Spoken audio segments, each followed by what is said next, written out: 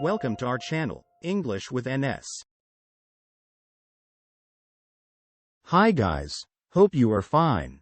This video is a part 6 of series of figures of speech, in which we will learn next 4 literary terms, which are juxtaposition, litotes, parallelism, euphemism. Part 1 was about similes and metaphor. Part 2 was about personification, hyperbole and apostrophe. Part 3 was about oxymoron versus paradox. In Part 4, we learnt about repetition, alliteration, assonance and consonance.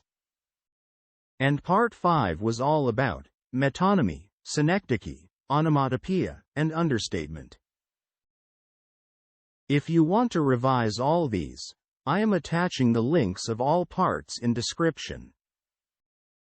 So, let's get started. Juxtaposition. Juxtaposition is when two contrasting things are placed side by side to highlight their differences.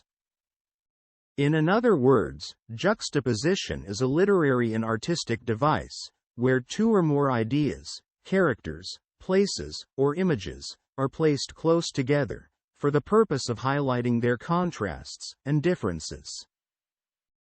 For example, war and peace, strength and weakness, life and death, wealth and poverty, joy and sorrow, light and darkness. We can also see juxtaposition in everyday images.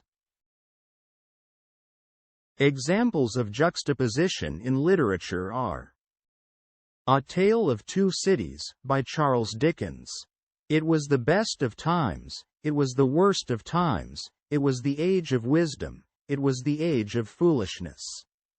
This juxtaposition of contrasting conditions highlights the extremes of the era. 1984, by George Orwell.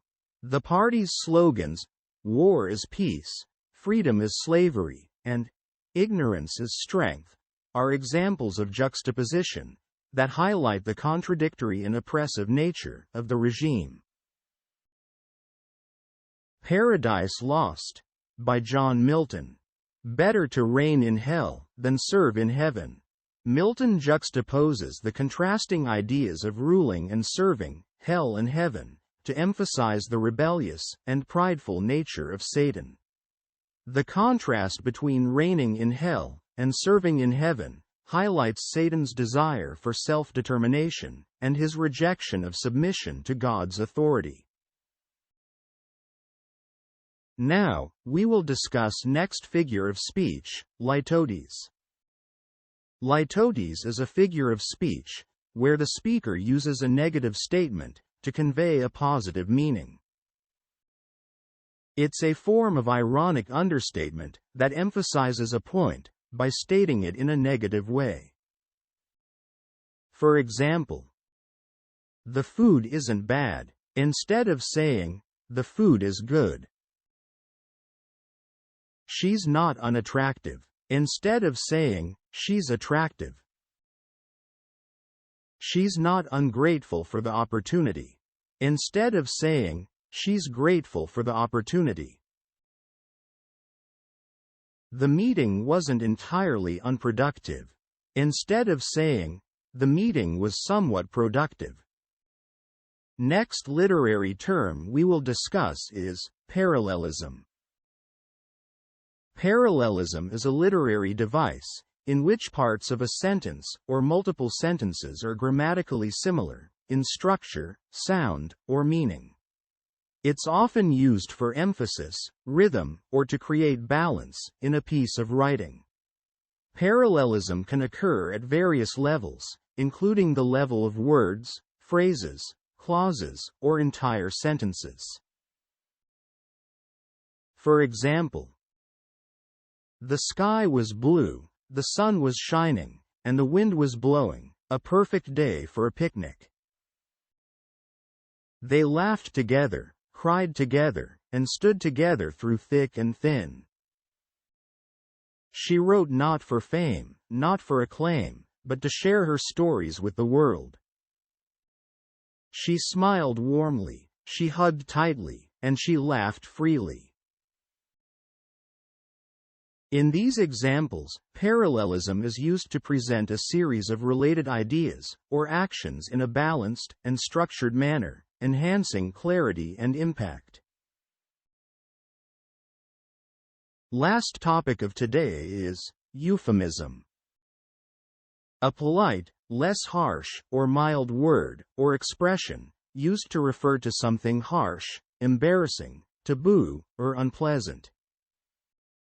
Euphemisms are often used to discuss topics that might be uncomfortable or socially sensitive in a more polite or less direct way.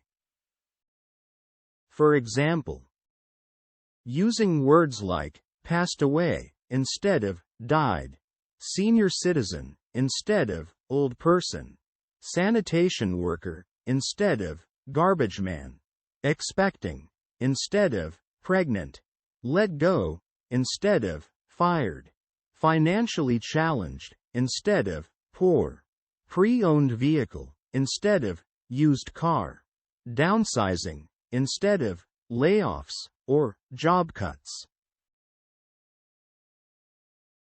In today's lesson, we have learned about 4 literary terms which are juxtaposition, litotes, parallelism, and euphemism.